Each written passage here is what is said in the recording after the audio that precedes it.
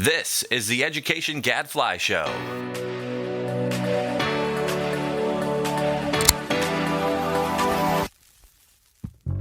Welcome to the Education Gadfly Show. I'm Stephanie Disler, producer of the show.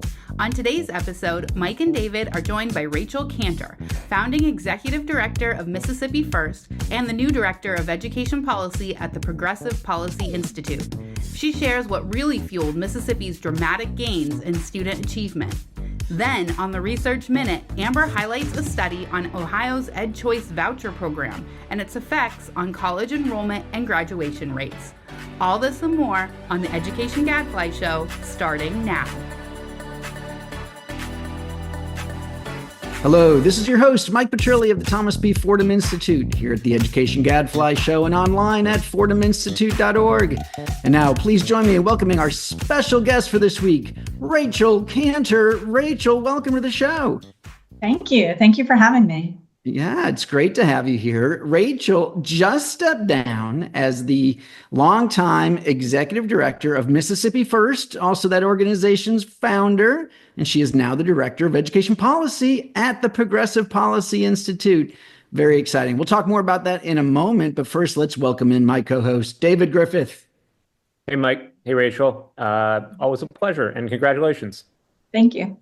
Yeah, well, first of all, and congratulations also go to David. What are we? We're 2 weeks out from me having to call you Dr. Griffith. Is that right? Yes, you just keep bringing it up, Mike, and I appreciate it's exciting it so much. It's exciting. A PhD, man. That's really exciting. Not one of those fake EDDs like Checker has, but a real PhD. So. No comment on that one. No comment on that one either. Yeah. All right, good. Well, and Rachel, you had such a great run at Mississippi First. I've been so lucky to know Rachel from, I think, way back in maybe 2006-ish, 7. You remind me, when did you launch Mississippi First? Well, we started in 2008. So the first time I probably met you was probably either 2008 or 2009. Yeah. The first Pi Institute or the Pi Network meeting that I went to was in 2009. So that may have been where we first met. Yeah. And for those that don't know, the Pi Network is this great umbrella organizations for ed reform groups around the country. And, some of these are really big, like Tennessee SCORE. I think they've got dozens of people at that organization. And then some are really small. And for a lot of the time in Pi's early years, Rachel was the example of a really small organization because it was often just Rachel or maybe one or two other people. And until she finally was able to grow it. But you were there then. What this means is you were there for the Mississippi Miracle. And we're a big part of that, in my opinion. But let's talk about that, among other things, on Ed Reform Update. So, Rachel, I was talking with somebody the other day. I think it was Rick Hess. Let's give Rick the credit for this one, about Mississippi. And we kind of were saying, something just doesn't add up here because the way that you hear some people talk about it is like, oh, they sent in some reading coaches and then their NAEP scores went up dramatically. And you're like, well, that almost seems too easy. That doesn't, anybody seems like could do that. Maybe there's, some art and science of doing it well. But really, that's all it was that can explain this tremendous gain that we see on the national assessment. Wondering, was it something else? Is it because it's a weak union state? Did they increase spending? Is there some part of the story that has been untold? So that's my question for you. What's the real story, Rachel, on top of the very promising reading reforms everybody already knows about? Everybody already knows about. Well, I love talking about this topic because for many years, all people wanted to talk about was the Literacy-Based Promotion Act, which is the technical name for our reading law, and some of the implementation steps that the state took around that reading law. But if you actually look at our NAEP data, our gains go back 20 years. So we had a period of growth between 2009 and 2013, which explains about half the gains that we made over the 20-year period. And that was well before the Literacy-Based Promotion Act passed. And then after the Literacy-Based Promotion Act went into effect, we only made the last about quarter of those gains up to the national average. And so you really have to look at Mississippi's story as being a story about comprehensive policy change and a lot of different factors, a lot of different policies playing into that miracle.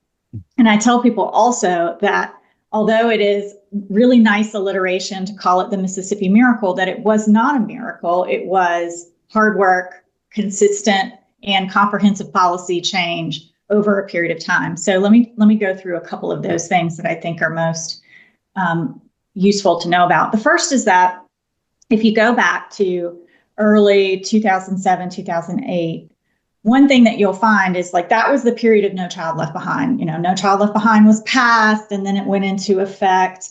Actually, I was still a teacher in the classroom in the years that it was going into effect. And one of the things that happened as part of that was that the U.S. Department of Education told Mississippi that our standards were too low and our assessment was not rigorous enough. And they asked us to redo our assessment to make it more rigorous. And then the period immediately following the implementation of that new assessment, Mississippi really grew on NAEP. And I think what explains that change, like I don't think this was coincidental. I tell people all the time that students cannot know what they are not taught. And for a really long time, we had such low standards and such a basic assessment. We just did not teach kids the things that they needed to know. Of course, they were not going to score well on the NAEP. And even though they looked, you know, like geniuses, and we all looked like geniuses on our state assessment, when you looked at the NAEP scores, it really showed that there was, you know, a fib that we were telling ourselves. The next sort of portion of the gain, I think, can really be explained by the comprehensive approach to policy change we took starting in about 2012 here in the state of Mississippi. So that was the era post No Child Left Behind of Common Core. And people don't like to talk about Common Core now. And in fact, I think probably every state in the country has changed the name of their standards, even if for the most part those standards remain intact, to not call them Common Core. And Mississippi was certainly like that. We adopted the Common Core in 2010 and we started implementing it right away in the lower grades and with a plan to expand implementation over time to the upper grades. And we also made a plan to change our state assessment. And then, of course, when all of the backlash hit, we tweaked our standards, we gave them a new name, but that was a real shift in what we expected of students. And so once again, we were raising our expectations about what students should be taught, what they should be able to do at the end of every grade level, and how we were going to assess them. And at that same time period, we also changed our accountability system. So we made our accountability system a lot more rigorous. We added a robust growth component, and we had real tight alignment between our accountability system and our assessment system. And I think what that meant is that schools could see the progress that their students were making, and they had incentives to actually grow students and make progress through that accountability system. And so I think this is as much a story about assessment and accountability and standards, which is not sexy at all. Like people don't like to talk about, as it is about the reading work, which is an amazing policy change in and of itself. And there are a lot of things that went into that people still don't understand and appreciate. But it was not just the reading work. There were all these other pieces that went into it that laid the foundation for those gains. No, that's great, Rachel. And look, obviously, those of us here at Fordham find this topic very sexy ourselves.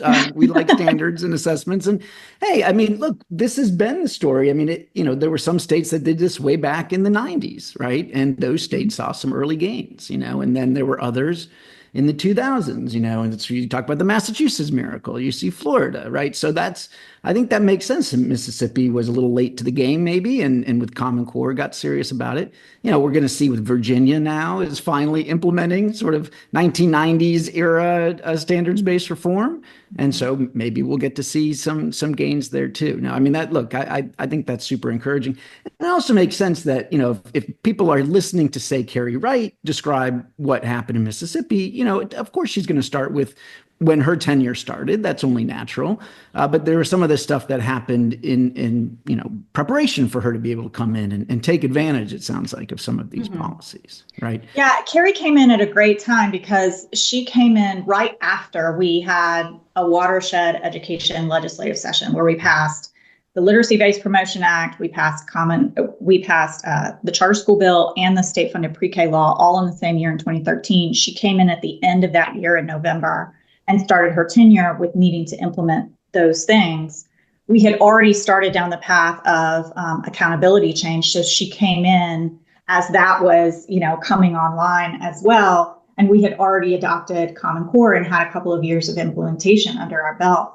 And so I give Carrie a lot of credit for implementing those things effectively and for sort of keeping her eye on the ball, like directionally about where Mississippi needed to go. She had this real strong sense of like, these are the right things and I'm going to implement them with excellence. And, if there's one gripe I have about the national education policy scene, it's that we give short shrift to implementation. Mm-hmm. And to me, that's as much a part of policy change as actually passing bills is. Because I'm sure as you both have seen, you can pass a great policy, but if you don't implement it with excellence, it's not gonna make any change. Mm-hmm. And that's actually what we're trying to do. We're not making laws, we're making change. And so you really need to do that implementation piece. And it's hard, right? Because, you do the policy change at the state level, but implementation is often at the local level, unless you find ways for the state to lead, to provide leadership. It sounds like, for example, the reading coaches, were hired by the state, sent to the local districts, unlike what happens in lots of states. Is there any reason to think that additional funding was part of the story here, like it was in Massachusetts? No, because the other big news that was happening in 2008, 2009, of course, was the Great Recession. Mm-hmm. And Mississippi went from they only fully funded our funding formula twice in the 20 years that we had it. And the second time after it passed was in 2006. And after that, it was never funded. And actually, they ended up having mid-year budget cuts in a couple of those years at the beginning of sort of that trajectory rise. When we had changed our standards, we were having like these really difficult budget cycles because of the recession. And even after Mississippi recovered, which we had a slower recovery than some other states, although the legislature annually would try to put as much as they could in education, there were years where the budget was really, really tight, and we were scraping for every dollar for the basic, funding formula, as well as other priorities, including reading coaches and pre-K coaches and all these other things in the budget.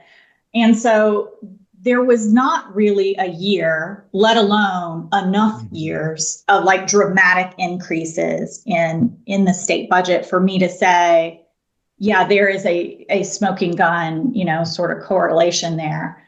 You can't point to a whole lot of like other things, I would say, either, because, you asked, is it because we don't have unions? Well, we have teacher professional organizations. They cannot collectively bargain. But we've always had that. It's always been that way. I mean,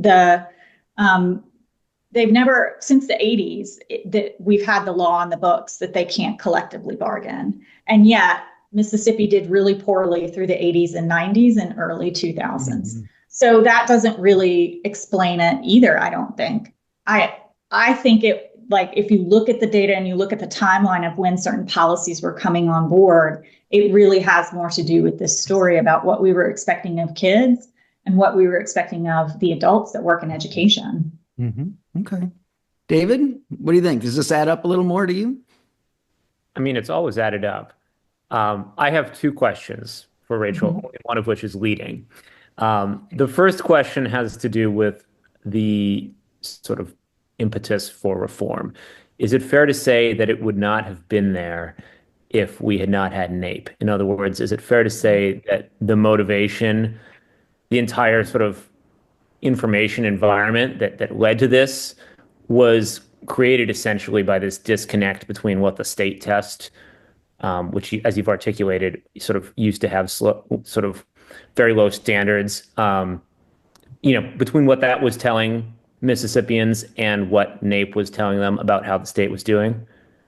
I think that having that national assessment where we could look across the country and compare ourselves to other states was certainly like a critical component, but I don't think it happened by chance. We being like Mississippi First and some of our allies in the legislature really talked about that. And that was what had to happen. We had to go out and really convince people that our state assessment says that kids do well and it's a lie, and we can do better. Because there was this real belief when I started my role at Mississippi First that yeah, our kids don't do very well, but we can't do any better. It's because of these forces outside of our control. It's because of our demographics. It's because of poverty. And we're just never going to do better than where we are. And so some kids are going to do well and others, and there's nothing we can do. And it took that, leveraging that data from the NAEP and then leveraging proof points from across the country to say, no, we don't have to be last. If we do smart things, our kids can succeed just like everybody else's. Okay, fair enough. Second question, how much of the improvement do you attribute, this is an impossibly broad question, but how much of it do you attribute to the specific theory of action that you guys were sort of operating under, which is very, Ed Reform 1.0, No Child Left Behind, adjacent, and how much of it do you just attribute to the fact that there was sort of a coherent theory of action? Because, we've seen other states pursue different avenues for reform and get results, right? But you're talking about, correct me if I'm wrong, but it's a largely choiceless environment here, right? In the sense that school choice is kind of growing across the country. That's not the story here, right? And so I guess I'm just curious to know what you think. Yeah, so I want to first say that I am a person who supports public school choice. I wrote the charter law in 2013. I was involved in every single amendment cycle of it, and I've been involved in some way in every single charter school that's opened in Mississippi. But we've had a law in the books since 2013, and we have 10 operating charter schools. Charter schools are not the, to the extent that they play a role, and they certainly do for the families and children that go to them, they are not the lion's share of this story. I do think that this story is about, you called it 1.0 reform things, but the things that we know that work, standards, accountability, assessment, teacher, a lot of the coaching stuff is around how are we training teachers? We retrained every teacher in the state of Mississippi on the science of reading. We expect them now to pass an assessment that shows they know what the science of reading is to get a K-3 license. We aligned our pre-K training to our K-3 training. So they're all getting the same types of literacy training. We did high quality instructional materials. We did all of these things, some, more intensely than others, but we did all of them with a coherent idea and vision about what would change futures for kids. And it was not, we were not following trends. We were not following like the latest fancy idea. And we were also not skipping around and doing one thing for, 1 or 2 legislative years and doing a completely different set of things for the next 3 and 4 years. We were doing the same things with rigor over a period of time. And that's how change happens. It doesn't happen 1 year, 2 year. And this is why the miracle framing is a little bit difficult for me, because it does make it sound like it was this overnight thing. And it wasn't. It was a long period of time. And I do think one of the things that people should appreciate about the story is that there was consistency in leadership over this period of time. So Carrie was at the helm for 8 years, and it was a significant 8 years at the department. But there was a consistency in leadership from the legislature over a really long period of time, even as, our legislators tend to stay in office for a long time. They don't have term limits. Our lieutenant governor was lieutenant governor for 8 years, and then he has become governor for the last 6 years. We have legislators who were there a really long time and then sort of passed the baton to other legislators who've picked it up and carried it. So we haven't had these like sort of what I see in some other states, cycles of progress and then cycles of backlash, where you start something and you stop it, and then you have a completely new theory of action. We haven't had that. We've had stability in our change-making process more than we've had chaos. That is fascinating and so important. And people do talk, of course, we hear this all the time, right, about the importance of leadership being consistent, but you don't hear it about legislative leadership as often. And I think that's really telling. I know in Ohio, where we do a lot of on the ground work, it can be more challenging because we do have term limits, and we've been lucky in some respects. Some folks have gone from the Senate to the House and back to the Senate, and but it's important. All right, Rachel. Well, your next role now is at the national level, working at the Progressive Policy Institute. I mean, you've got this, really fascinating story of working in a very red state as somebody who is on the center left. And I guess the question is, do you have any optimism that some of these blue states out there could be convinced to do this kind of thoughtful reform that could make this kind of, like you say, we're not trying to pass laws, we're trying to make change. What's your thought? Because, look, I look out there and right now it looks pretty bleak on the blue side. On the red side, you still see states, again, like Mississippi, like Virginia. If you look at charter schools, a bunch of red states, big win in Indiana just the other day. Blue states feels like it's pretty locked down thanks to the teachers unions. What do you think about that? Well, I wouldn't have this job and I wouldn't be doing, this job or my previous job for the last 20 years if I wasn't an eternal optimist, because I was one of a handful of people in the state of Mississippi in 2008 that said, no, Mississippi can be first in the country in education. Just you watch, and over the 17 years that I did that role, we went from the bottom of the barrel to the top. And so I do have hope for blue states. I think that what it's going to take are people that, a real conversation with voters, because the powers that be in any given system are never going to give up power easily. And you have to speak directly to people that are affected by changes and explain to them why we need something different. And I think it sometimes requires an advocate. Certainly for me, it required me to be okay with being disliked among people that I would normally have seen as my allies, because they were entrenched interests in a way that did not support the things that I was trying to do. And I was looked at with suspicion. And I think we have to let go of, they're not going to like you, but in 20 years, they're going to thank you. So I do think but I think Democrats in those states are going to have a vision for what public schools should mean. Because right now I look across the country and I see no vision from the Democratic Party for public schools. And although I think there is one with the Republicans right now, which is like, we don't like woke and private school choice, that's not a vision I agree with. Well, the Democrats don't have one at all. And until we can get people invested in things like the science of reading and accountability and standards, we've got to go out there and communicate to parents what public schools are going to give their children and how these policies connect to that better future. Well said. I think y'all can understand why Rachel was so effective in Mississippi. Rachel stepping down as executive director of Mississippi First, stepping up as the director of education policy at the Progressive Policy Institute. We look forward to hearing from you again in your new role. Thank you. All right. Thanks so much, Rachel. Now it's time for everyone's favorite, Amber's Research Minute.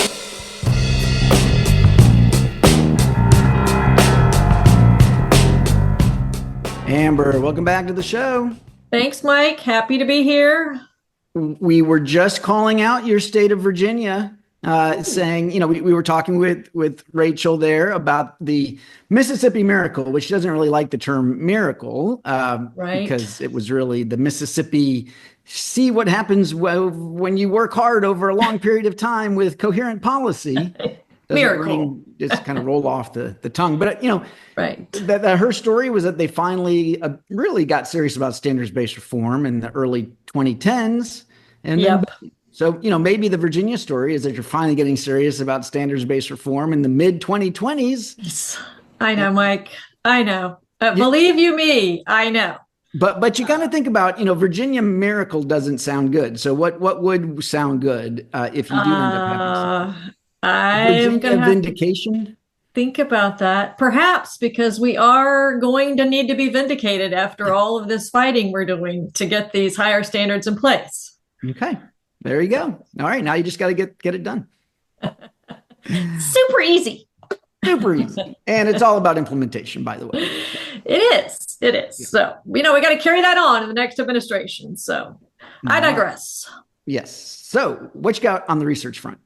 We have a new study from Urban Institute. We're going to like this one because it's based in Ohio, our home state. It's looking at the long-term impacts of the Ohio voucher program known as EdChoice. It's looking at not only participants, but also those kids who remained in their public schools. Ohio enacted EdChoice in 2005. Just a little background. Students first used the scholarships in 06-07. And this is actually the first study that looks at the long-term impacts. We can actually look at kids through high school graduation, which we've never been able to do in a statewide private school choice program evaluation before. I think Louisiana could look at college enrollment, but not college graduation. And just a little more background, we at Fordham actually published a study nearly a decade ago that looked at this same program. It was conducted by two of the same authors of this report, David Figlio and Krzysztof Karbownik. I hope I'm saying that right. And this time they're joined by Matt Chingos. So this is a new trio. But just, our earlier study looked at short-term outcomes and test scores. So that's the big new addition here, that we can look longer, but just to let folks know, we don't have the same sample. So these are different kids. Unfortunately, they couldn't look at the same kids and keep tracking them over time. Mm-hmm. But our study found a slight increase in public schools performance, but negative impacts on participants' state test scores. So that'll be important for us to circle back in the discussion. And what else do I need to say? Okay, participant analysis, they track college enrollment and degree attainment for more than 6,000 kids who first participated in EdChoice in 2008 through 2014. So this is not the latest iteration of EdChoice, which is more universal. They match each EdChoice participant to non-participants who remained in public schools, but who had similar prior test scores, demographics, and attended the same schools. So that propensity score matching, it's widely used. Controls for key observables, but you still can't address all the unmeasured stuff that may also be going on. And we've got about 1,400 kids that we can track through graduation to a potential bachelor's degree. So let me go give you results for the participants first, and then we'll turn to the kids who remained. So the kids who participated, those who used an EdChoice scholarship to attend a private school were substantially more likely to enroll in and graduate from college than matched students who remained in the public schools. The impact of EdChoice participation represented a 32% increase over the public school enrollment rate of 48%. And then for college graduation, the impact corresponded to a 60% increase above the public school rate of 15%. So even bigger for graduation than enrollment. And then the EdChoice students were especially likely to enroll in four-year and selective colleges. And then they've got another section that talks about the evidence is larger for the 60% of the EdChoice kids who remained in the program for at least 5 years. But, that could be biased in the fact that these kids have something that's making them stay in the program for 4 years. But still, that's one of their findings. Enrollment impacts, and this is important, were strongest for males, Black students, and poor students. For example, EdChoice increased Black students' college enrollment by 18 percentage points, compared with a 13 percentage point increase for white students. All right, now we're going to turn to the ones who remained in the district schools. They use a regression discontinuity method. So that's going to compare the outcomes of the students at public schools that were barely eligible for these vouchers. And they were in the schools. That's based on the accountability ratings of their schools. And they're compared to the outcomes of the kids at schools that were barely ineligible. So it's the same design that Figlio used in our study. But again, not the same kids, but same design in that piece. Results showed that students in public schools eligible for EdChoice had modestly higher college attendance and graduation rates. So, for example, non-EdChoice students in eligible schools were 3 percentage points more likely to enroll in college, 6 percentage points more likely to earn a bachelor's degree than non-participants at public schools that were barely not eligible. Mhm. Again, this time the Black students and the low-income students benefited the most. And that's all good news. But one thing I'm supposing we're going to discuss is why did EdChoice participation decrease state test performance in our earlier study? And here it seems to be boosting long-term outcomes in this study. The authors say it's a lot about these state tests. They aren't ideal for evaluating private school quality because they're not aligned with the curriculum. Public schools have different accountability pressures and so on and so forth. So I will look forward to that discussion. That's what I've got. No, that's right. I think that makes sense about the state test. Look, that is no longer an issue in Ohio because they stopped mandating the use of the state test. The private schools now can choose among a selection of nationally normed tests, as is the case in most states. I think maybe Indiana and Louisiana are the only ones where the private schools still have to take the state test. So there you go. It is a big question. You know, I've forever had a debate with folks like Jay Green and Pat Wolf and others about this mismatch between test scores and long-term outcomes. They sometimes argue that that means we shouldn't pay that much attention to test scores because they're not very predictive. I don't think the larger research literature on test scores and predictability says that. I trust people like Dan Goldhaber, a loyal listener of the show, who have put out some great meta-analyses about, the very strong evidence that test scores, in younger grades do predict important long-term outcomes.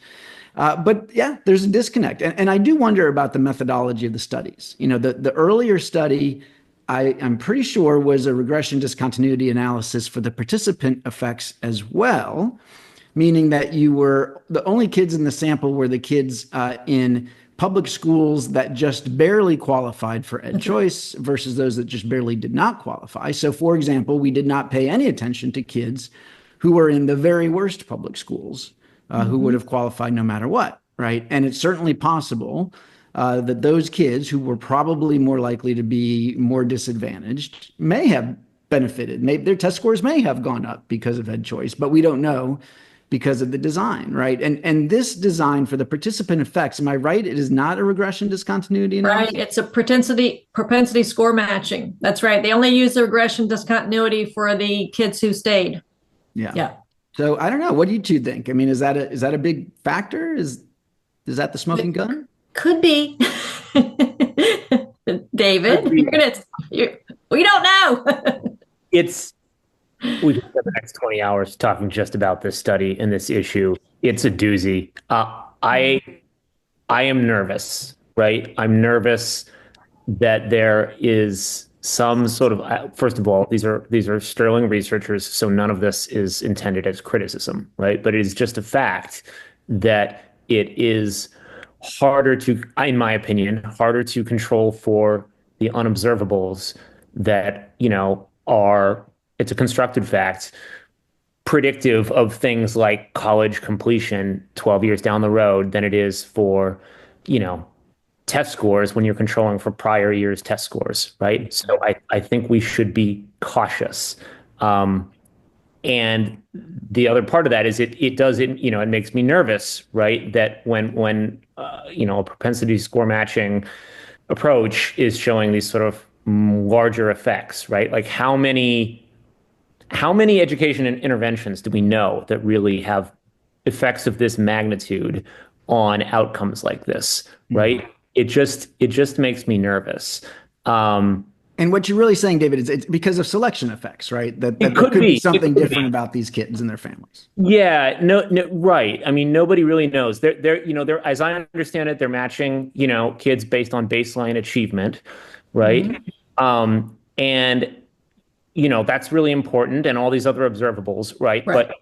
But if we believe that things, other than test scores matter, right, in general, then we should also believe there are things about kids other than their test scores that matter, right? And so, it's very hard to match kids on those things. And so I'm just nervous. One possible explanation, right, is that that the schools aren't knocking it out of the park, but that there's something, these kids are and their families are motivated to go, to go to college, and that sort of doesn't change regardless of what happens in private school. I don't know that. I don't think anybody does. And I do wonder, it makes me wonder why they didn't do a regression discontinuity analysis this time around, and if it may have been an issue around not enough participants, not enough power for the study, that sort of thing. Is that what happened? I think so, but let me say this too. David, did you read the study? I skimmed it.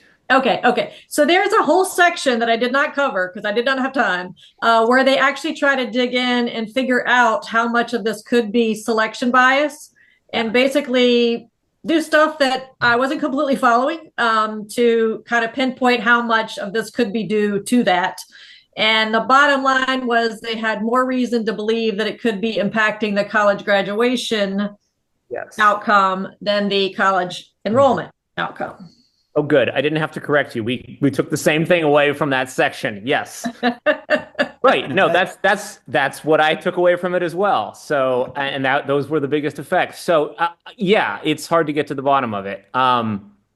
We really need to, if we're going to design effective voucher policy. I'll just leave it at that. So it seems like we could say that it's possible that this study overstates the impacts, the positive impacts, and our previous study might have understated them. And because there's trade-offs, that's always, there's trade-offs. And, this study does allow you to look at, say, the lowest performing kids in the very worst public schools who make this switch, and ours did not. But ours a decade ago was better able to control for selection, but then you had these other downsides. So, yeah, the trouble is, I mean, both of these outcomes can be critiqued, right? Like, test scores don't capture everything we want them to. It really actually is true, despite the fact that they're important. On the other end, college enrollment, it isn't worth the price of the paper that your degree isn't printed on, right? Like, really doesn't do much for me, right? Completion does a lot for me, but that's exactly where, the concern is sort of greatest. And the counterfactual also matters here, Mike. We haven't even gotten to that, right? But as I understand it, these were kids in really bad schools, right? And so we have to be super careful when we're assuming that this will also hold for broader programs. That's right, because it was based on the accountability rating of the school. Yeah, that's right. Yeah. All right. So as always, clear as mud. But look, and this is the nature of research, right? Is that there are these trade-offs. Hey, I'm happy to have this outcome. Would have been disappointing to have it go the other way. So that's something. Yeah, and I let's just say really quickly, I think that the long-term effects on the district side are really important, and so I don't want to lose that, right? Like, if that's real, that's a huge deal, right? Because that was replicated.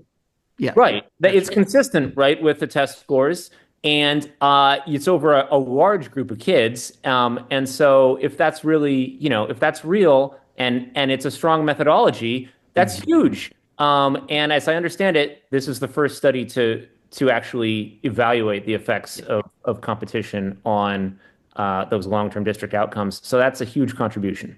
You might say that school choice is a rising tide that lifts all boats. Don't do that. All right, Amber, thanks for that great study. But that is all the time we've got for this week. So until next week, I'm David Griffith. And I'm Mike Petrilli of the Thomas B. Fordham Institute, signing off. The Education Gadfly Show is a production of the Thomas B. Fordham Institute, located in Washington, D.C. For more information, visit us online at fordhaminstitute.org.